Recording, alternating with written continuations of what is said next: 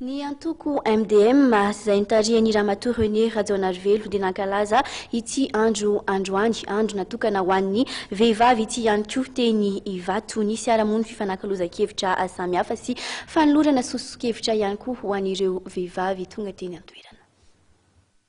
Tamin'ny alalan'ny fifanakalozan-kevitra sy ny fijoroana vavolombelona nataon'ireo vehivavy amina sehatra maro isan-karazany no nentin'ny antoko mientana ao an-demokrasia eto Madagasikara na ny MDM notarihan-dramatoa Renée Rajaonarivelo nankalaza ity andron'ny Martsa ity androany teny Ivato. Nisy ireo vehivavy nizara traikefa ao inko ireo naneo ny fitarainana. Vehivavy betsaka mety an'asa fa mila fanampiana tokoa izay amin'ny resaka asa satria tsy efa mirery ny fiainana izay.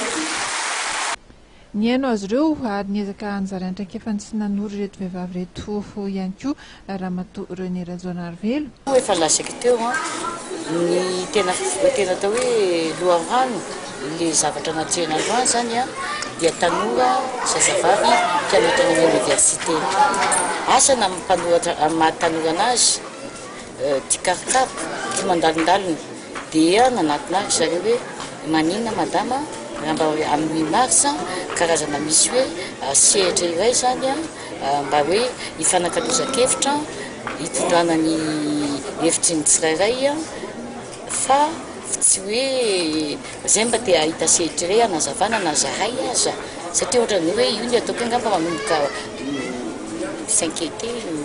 miasa lokely zareo ho aiza ny farany ety dia zareo zany dia ohatrany hoe nafinaritra le hevitra lazaiko teo hoe na reny le témoignage reny ary mety olona miara-miaina amin'ny isan'andro isan'andro tsy fantatra akory zareo no nitondra azy dia